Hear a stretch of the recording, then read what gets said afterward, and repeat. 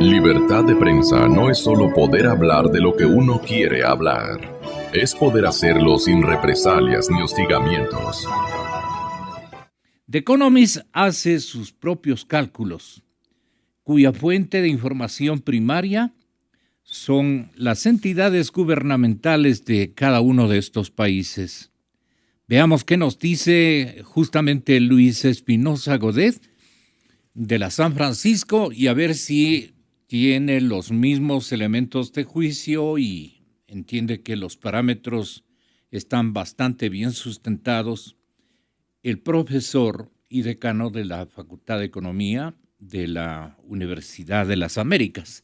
Así es que estamos con estos dos importantes académicos. Ustedes, caballeros, tienen la palabra. Señor Espinosa, bienvenido, muy buenos días. Hola, muy buenos días. La verdad es que es una tristeza hoy que comenzamos el lunes después de volver de feriado y tenemos que comenzar con tan malas noticias para todos nuestros queridos amigos ecuatorianos. Pero toca, ¿no? Toca, porque además son malas noticias que aquí parece que todo el mundo conocemos una realidad. Dentro de todos los que habitamos en Ecuador conocemos la realidad de que Ecuador está en crisis porque estamos sufriendo esta crisis. Todas las agencias internacionales, porque este informe es de Economic Intelligence Unit, pero también ha habido informes del Fondo Monetario Internacional, de Bloomberg, es decir, todos los análisis internacionales reconocen la realidad de que en Ecuador estamos atravesando una dura crisis. Pero la administración Correa siempre se vale y apela rápidamente a Santiago de Chile, donde hay una sede de otra organización. Aquí, ¿Qué se llama? CEPAL. CEPAL, como dicen, un poco alcahueteado a los países bolivarianos en los últimos días. Aquí todo el mundo... A ver, todos los analistas internacionales analizan a Ecuador como que está en crisis. No solo está en crisis, sino que está entre la séptima peor economía del mundo. Es un puesto muy lamentable donde nadie quiere estar. Pero según CEPAL, ¿no?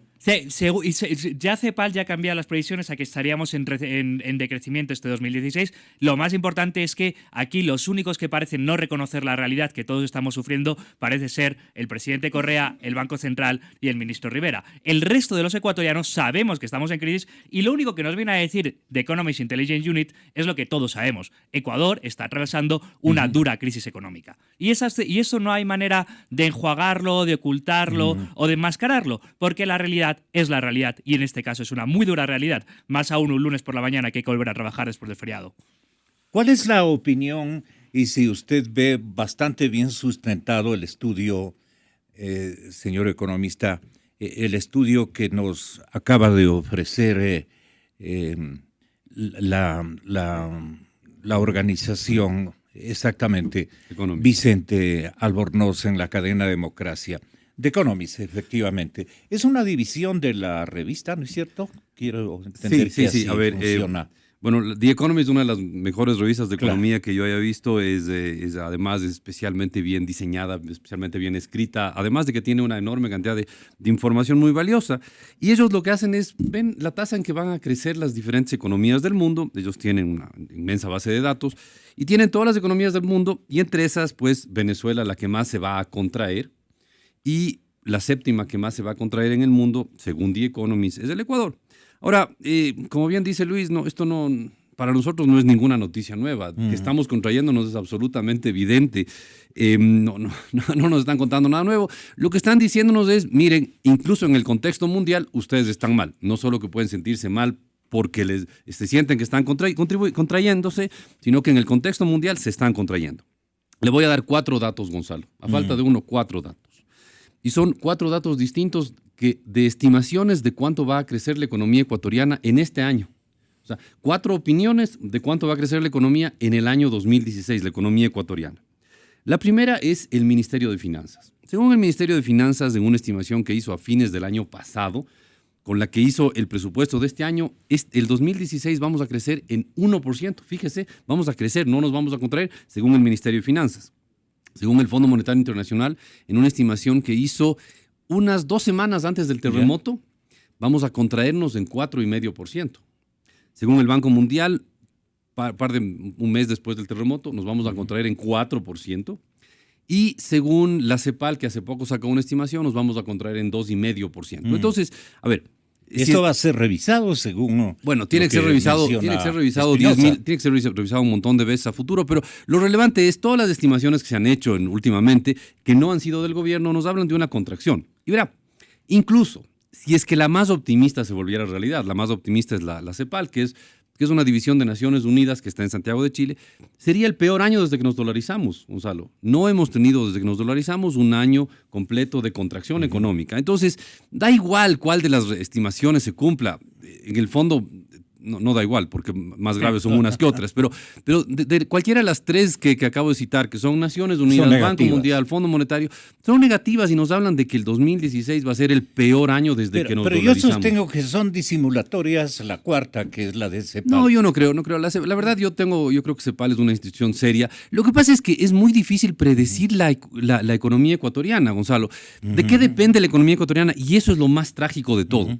¿Por qué es tan difícil predecir? Por aquellas cosas de las cuales depende. Y esas cosas de las que depende la economía ecuatoriana son sumamente difíciles de predecir, porque dependemos de dos cosas que nadie las puede predecir. El uno es el precio del petróleo. Si el precio del petróleo mañana se dispara a $100, pues olvídese de la contracción, Gonzalo, vamos a tener un año espectacular. Y el segundo es cuántos créditos consigue el Ecuador. Y eso es algo también muy difícil de predecir porque depende de un montón de factores.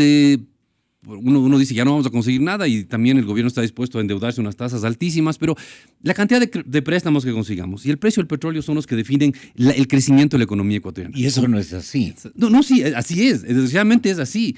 Lo que es complicado es predecir esos dos factores. O sea, alguien que sea capaz de predecir el precio del petróleo o la cantidad de dólares que se va a poder endeudar el Ecuador durante este año, se merece el premio al mejor prestidigitador del mundo, ¿no? Porque es algo muy difícil de predecir y por eso es que uno puede, bajo supuestos racionales, llegar al -2,5 de CEPAL o al -4,5 del Fondo Monetario. El problema es que no hay duda que nos vamos a contraer. O sea, siendo optimista, siendo pesimista, nos vamos a contraer y eso nos llevaría a tener el peor año desde que nos dolarizamos, el peor año desde el 99, Gonzalo. El 99 fue un año de pesadilla, nos acordamos todos de memoria, pero desde ahí no hemos tenido un año de contracción como tendríamos ahora. Y lo grave es que tenemos esta contracción después de haber tenido el boom más espectacular de nuestra historia, en la que nos entraron al país millones de dólares y obviamente nos farreamos hasta el último centavo. Y hoy, Gonzalo, estamos sufriendo el chuchaqui, casi uno podría decir merecido después de tan tremenda farra. Ahora, las políticas están arruinadas y la situación económica del país sigue para abajo, para atrás. Si las políticas de endeudamiento no aparecen, si el señor ministro de Finanzas que pasa en el exterior buscando recursos, ¿no es cierto?, no aparecen, no cuajan, digamos, ahí se complica el Estado. ¿Qué tipo de gobierno es ese? Es que la situación es dramática, porque al final aquí solo parece haber dos alternativas. La una es que el ministro vaya pidiendo al exterior que nos presten a cualquier precio. Ténganse en cuenta que el 10,75% del que se presta es anual, el crédito es a 5 años, es decir, cada año el Ecuador va a estar pagando 175 millones de dólares durante 5 años para conseguir miel. Va a pagar más de 500 millones para conseguir los 1.000. Es carísimo, es carísimo. Es una manera alocada. Esto es literalmente ir al chulquero. Ecuador está yendo al chulquero internacional porque no confían en Ecuador, porque no se confía que se vaya a devolver el crédito. De hecho, la gran pregunta que yo le hago, los ecuatorianos, en lugar de quejarse que el resto del mundo le presta caro, les pregunto, ¿ustedes prestarían en estos momentos al gobierno ecuatoriano? Bueno, pues el resto del mundo tampoco. Porque no confían en este gobierno. ¿Confían ustedes en que este gobierno cumpliera sus promesas? No, pues el resto del mundo tampoco confía. Lo dramático es que durante todos estos años, como muy bien decía el señor Albornoz, la política del gobierno ha consistido en controlar, en que las empresas privadas no produzcan, sino que tiene que ser el Estado el que produzca, tiene que ser el Estado el que controle cómo se produce. Y a base de ese control hemos llegado donde estamos a día de hoy. ¿Y dónde estamos? En que es muy difícil que las empresas privadas produzcan.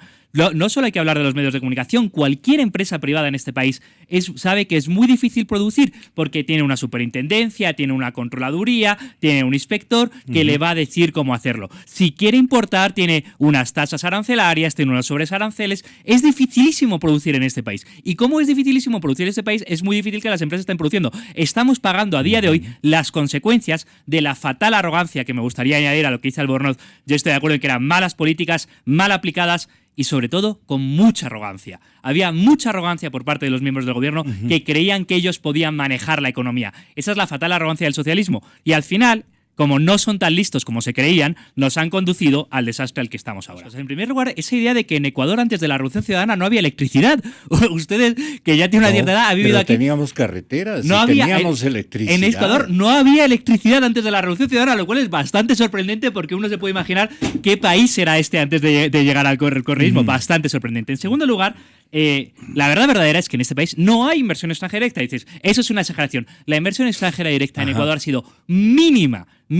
En otros países como Colombia estamos hablando de 18.000 millones de dólares, podríamos estar hablando de 12.000 millones de dólares. En Ecuador no ha superado durante todos estos años ni un año más de 1.000 millones de dólares. Era mínima con respecto. Claro, que del mínimo minimurum se esté recuperando un poco, sobre todo, no porque los empresarios privados confíen en el país, sino porque Ecuador firma créditos con China y las empresas chinas están obligadas a invertir aquí. Pero no es porque los empresarios privados del resto del mundo confíen en el país, que eso no está ocurriendo y que el resto del mundo no confía en Ecuador, lo sabemos. ¿Y por qué lo sabemos? Lo sabemos porque le están prestando a Ecuador al 10,75%. Luego, por desgracia, la pregunta es, no está llegando la inversión extranjera directa, pero por el mero hecho de que Ecuador no es un país fácil para invertir. No es un país fácil para invertir para los ecuatorianos, no es un país fácil para hacer negocios para cualquier ecuatoriano que tenga una pequeña hueca, un pequeño negocio que es difícil, y no es un país fácil para invertir para los extranjeros, que tiene impuesto a la salida de divisas, que tiene aranceles, que tiene sobretasas arancelarias. No es un país fácil para hacer negocios. Está en los últimos rangos del Doing Business.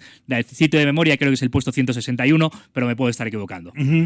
Y entonces, el abandono del proyecto de impuesto a la plusvalía estimularía la construcción inmobiliaria, por ejemplo, dice, pero eso no lo quiere hacer el gobierno. ¿Qué le parece a usted, Vicente? A ver, sí, yo estoy de acuerdo, estas son reformas puntuales que hay que hacerse, pero antes que nada se necesita un cambio de mentalidad, ¿no? El problema es que cuando uno ve a los productores privados, que en mi opinión son medio heroicos, ¿no? Y en general, ya sea dueño de una radio o dueño de una gran fábrica o dueño de una zapatería, sí son medio heroicos porque pelean contra una cantidad impresionante de impuestos, de trabas, de amenazas. De amenazas, de todo eso. Entonces, lo que se necesita es un cambio de mentalidad para que el gobierno empiece a ver al sector productivo como bueno.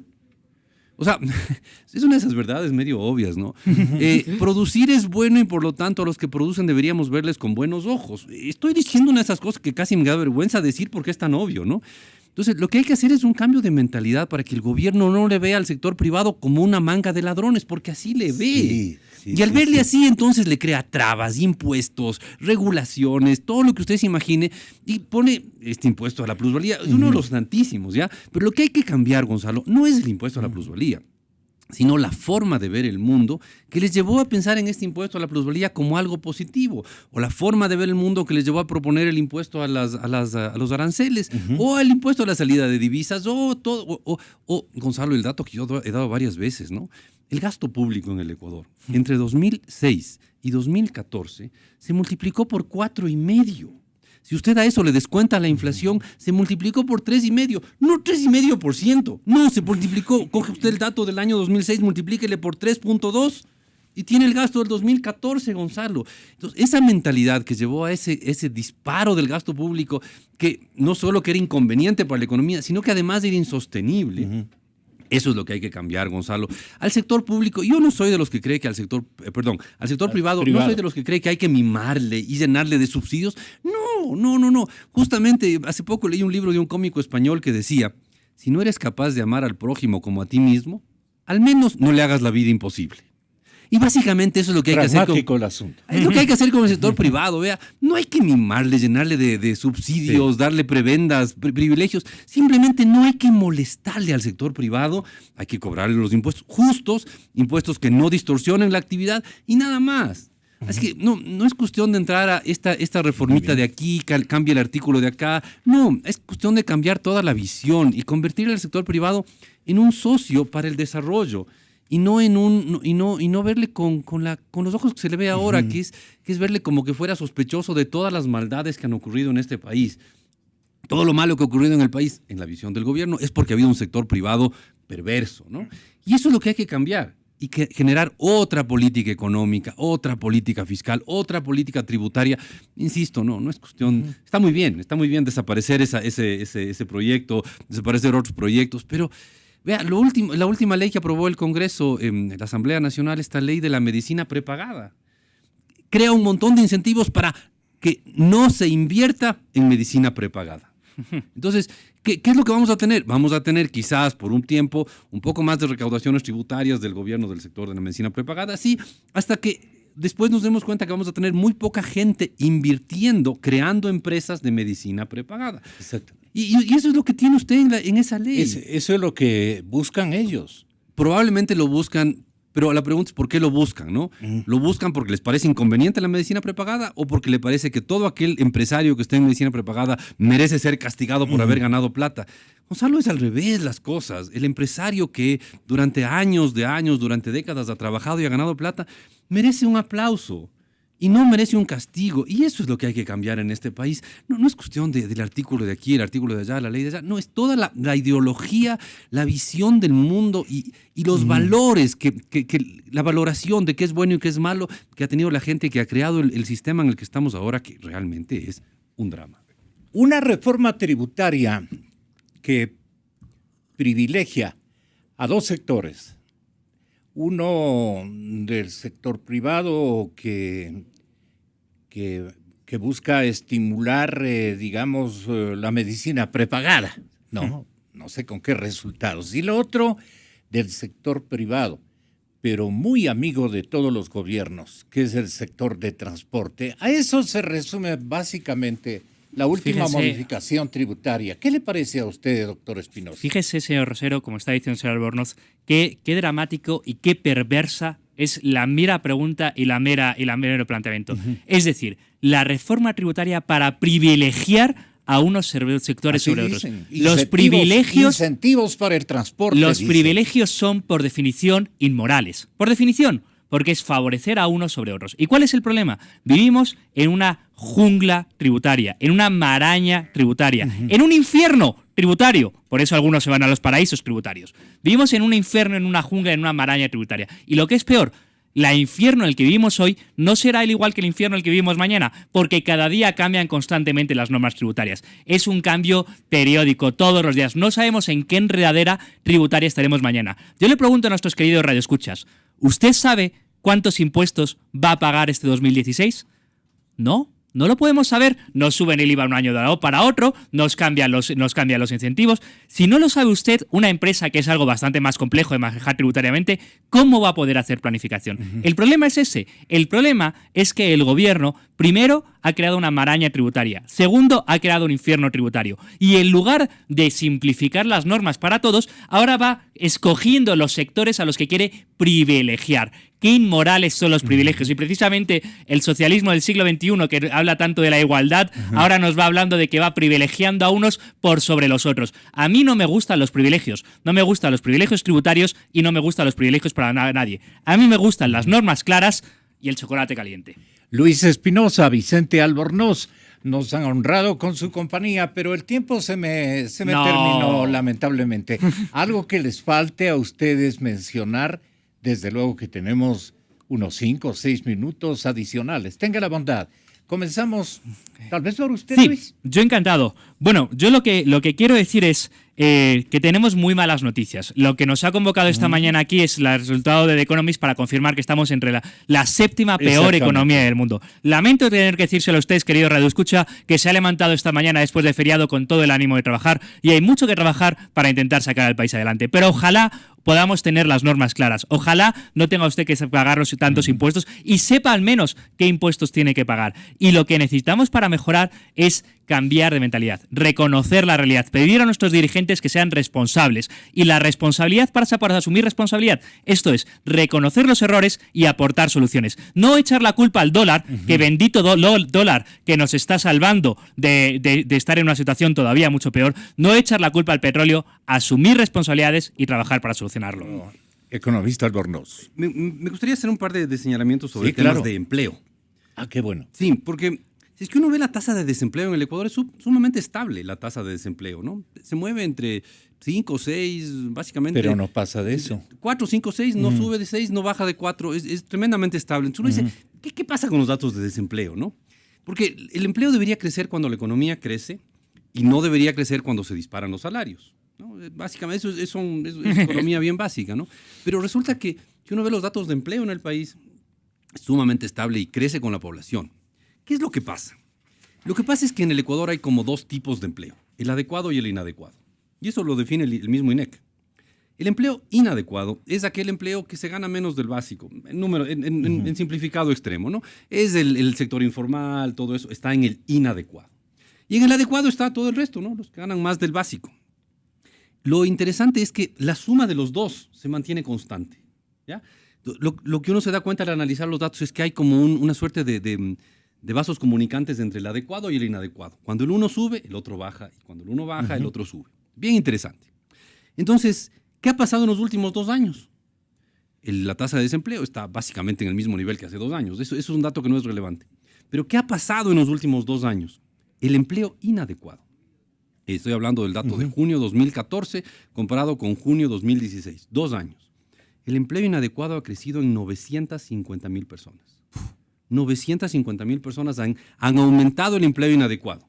Y el empleo adecuado ha caído en unas 250,000 personas. O sea, todos los nuevos que entraron a la población en edad de trabajar se fueron al inadecuado y algunos que estaban en el empleo adecuado se fueron al inadecuado. Eso, Gonzalo, es crisis. Eso es crisis. Claro, no se ve en la tasa de desempleo, ¿no? Como le digo, la suma de los dos se mantiene constante, siempre va creciendo, pero no, se daña la calidad del empleo. Usted tiene que sale la gente del empleo adecuado y se va al empleo inadecuado y todo el empleo nuevo que se crea es inadecuado. ¿Por qué así? Porque los ecuatorianos, y eso es el lado bueno de los ecuatorianos, no somos unos vagos. Un ecuatoriano que queda desempleado se busca la manera de buscarse la vida, ¿no? Aunque sea, se va a vender juguitos en la esquina. Pero el rato que ya se pone a vender juguitos en la esquina, ya no está desempleado. Ya tiene un empleo que algún ingreso le genera, aunque sea un ingreso mínimo. Entonces sale de la categoría de desempleado y se va a empleo inadecuado. Desempleado realmente es solo aquel que se queda con una mano encima de otra y no hace otra cosa que mandar currículums a ver si alguien le contrata. Ese es un desempleado. Pero cualquiera que haga algo productivo, alguito productivo, ya es un empleado. Y lo que tenemos ahora es un crecimiento del empleo inadecuado en 950,000 personas en un solo año. Eso, Gonzalo, es crisis. Supongo que hasta en la definición de algunos de los ministros actuales, eso es crisis. Entonces, aquí la cosa es complicada, Gonzalo. Sí, estoy arrepentido porque el tema del lunes, después de este periodo vacacional, resultó tremendamente negativo. Gonzalo, pero además hay una cosa, pero ¿no? verídico. Gonzalo, usted dice de aquí a abril, bueno, en abril es la segunda vuelta electoral, ¿verdad? En febrero la primera, en abril la segunda. El país ya podría haberse reactivado, la economía, sí.